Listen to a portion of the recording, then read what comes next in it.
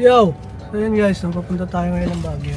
At ngayong araw, check natin kung gaano katipid na itong ating Toyota Wigo Automatic. Pagkas tayo ngayon, pupuntang tayo. Automatic lang to.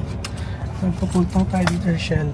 So, may update ko kayo kung magkano ang mga gastos natin. From Las Piñas to Baguio, magkano yung gas na makukonsumo. Yun lang guys. Babush.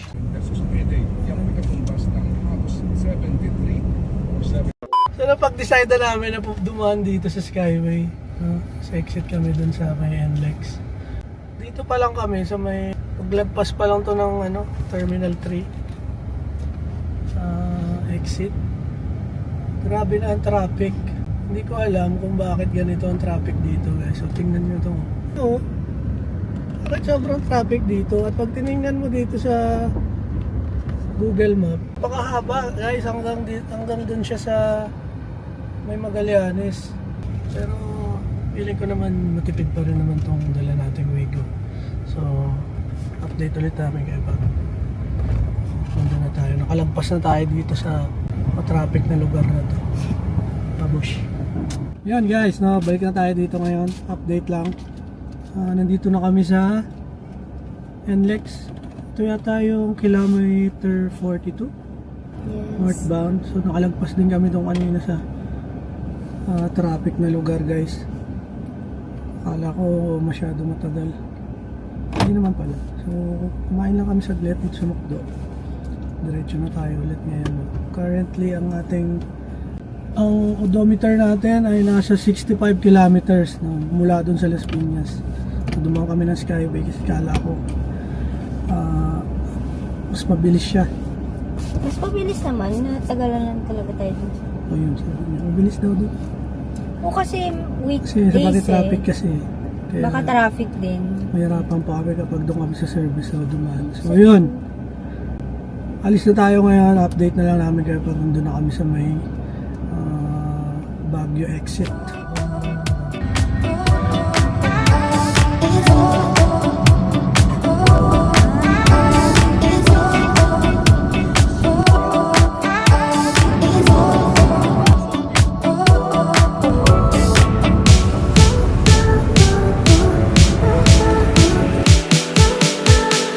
Update lang ulit tayo guys, no? So after ilang oras, nakarating na kami dito sa Rosario La Union exit. Paakit na kami ng Marcos Highway ngayon at ang oras ay 1:30 PM. Medyo mabilis naman yung biyahe. Currently yung ating odometer is nasa 235.7 kilometers na yung tinatakbo natin. At yung kanyang fuel gauge ay nandun sa kalahati. Kita ba? Ayan o. Kalahati na siya. Piling ko aabot pa naman yan. Pupunta tayo ng Valley Point campsite na. Tapos doon na tayo magpapaga sa may Baguio. Stop over lang kami dito para umihi. So, tara na. Yeah, tara na. Kat na ng Baguio.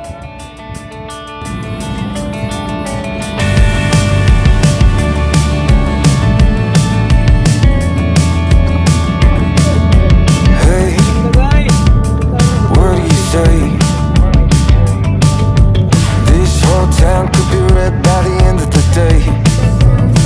If you feel alright, we can throw it and drive. With the radio up so loud. Dito na kami guys sa Baguio. Napagas lang kami dito. Total. Para ma-check natin kung paano yung gastos natin dito sa gasolina. Hopefully tipid siya. Kasi medyo mahirap pala yung daan dito sa Marcos Highway. Tsaka ang traffic din. Odometer natin ngayon is nasa 280.4 kilometers. Check natin dito ngayon kung magkano yung may kakarga ng ilang litro yung may kakarga ng gas. Ilan yung natira? Kanina 3 bars. 3 bars pa. Mula Las Piñas hanggang dito na sa Baguio. Tingnan natin kung magkano yung kanyang Ayan. Bali, nakalagay dyan 17 liters yata ang nakarga natin. 280 divided by 17. So, ito yung ating 16 kilometers per liter. Ayan. Ayun guys, paakit naman tayo ngayon sa Valley Point campsite. Tapos lang natin magpa-gas.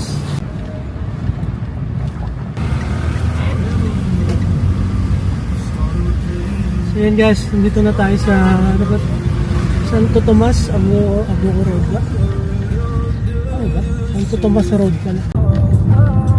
Grabe guys. Taas na namin. Punta tayo ka na ro.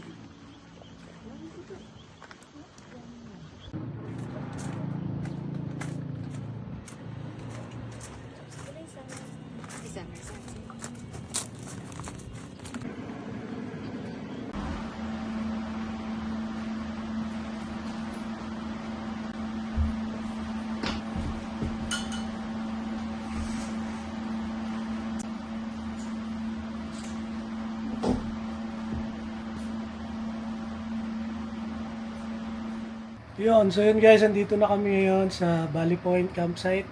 At after ilang oras sa biyahe, no? At saka traffic din talaga pala sa Marcos Highway. Dapat pala doon na lang kami dumaan sa sa Cannon Road. Grabe, sobrang ang daming mga kasabay na truck. Medyo tumagal din yung biyahe namin pupunta dito sa Valley Point. Pero yun guys, dito na kami. Tingnan nyo. Ito yung room namin. Pakita ko na lang dyan sa inyo. Ayan o. So, bali ito na yun. So, 2 nights tayo dito dahil birthday niya bukas. Birthday niya bukas. So, celebrate natin dito sa Valley Point campsite. Yeah. Tignan nyo guys, ang ganda. Oh, di ba? Saan ka naman nakakita niyan? Ayan po yung Marcos Highway. Dinaanan namin kanina. Yung tulay na yan. Napaka-traffic pala dyan. Kasi ang dami rin nakakasabay ng mga truck at buses eh. So, yun. Medyo mabagal yung biyahe pero yun, nakarating naman ang safe. Babush. Yun lang. Bye! Happy birthday.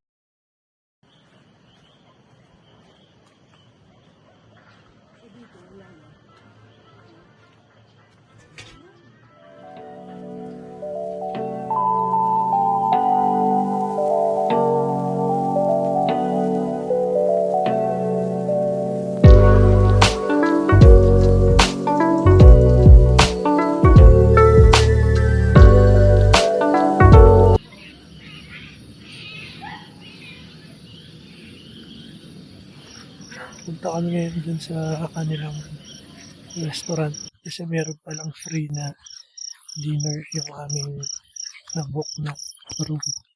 Actually, meron siyang free breakfast, free na snack sa hapon, at saka ito, yung dinner.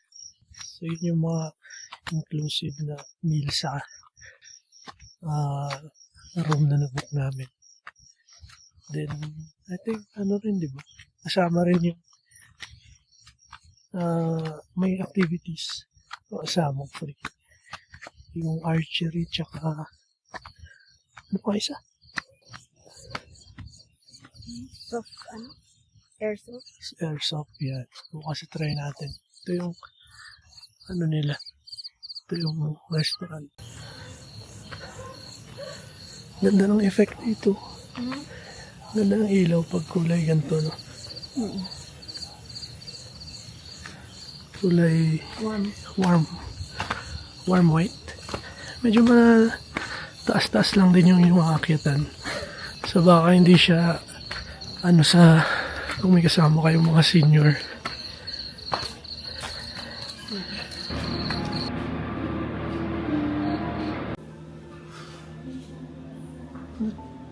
Boo.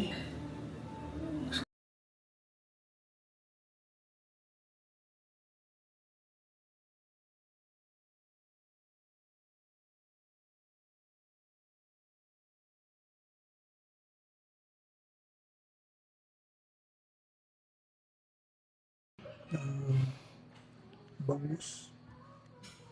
Yeah. Sarap na yung bangus mo. Yeah, bang, bang, bang, bangus. Ano yung hayop na pumuputok? Ano? Ready? Bangus. Hindi lang pala yun yung pagkain dito. Meron pa palang iba. Gusto ko lang itong soft drinks. Sarap. Ito yun lang. Ang dami pala. Tingnan nyo. Tukot yung kanin ko. Chop suey. Chop suey at Palit saka tayo. apretada. Tara, kain mo lang kami guys. May chop suey and afritada yata yan.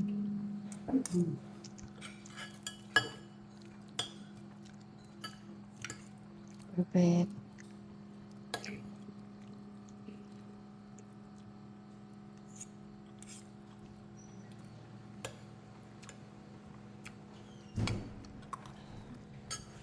Go. Sama pa.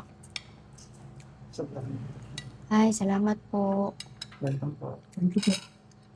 Welcome.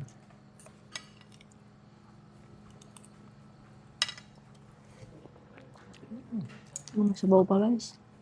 Asim kilig.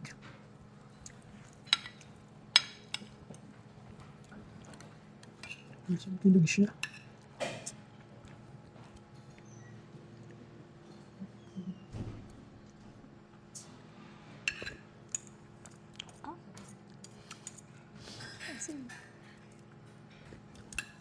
Ano ko nga itong pratada? Yung pagkain laging nag-aapura. What? Bro, what are you talking about, man?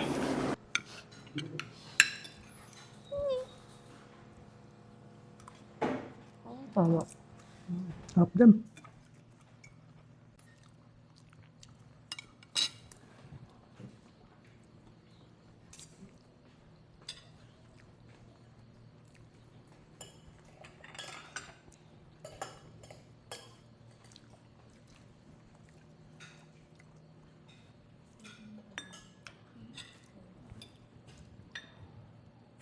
Ano naman natin itong chop suey?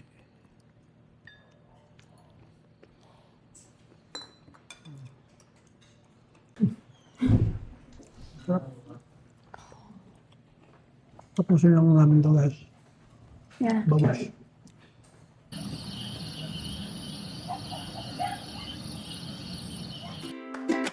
Hi, birthday girl. Oh, birthday girl. Ano si Jumo? Yan, ito na po si Jumong. O si Carda. Wow. Oh!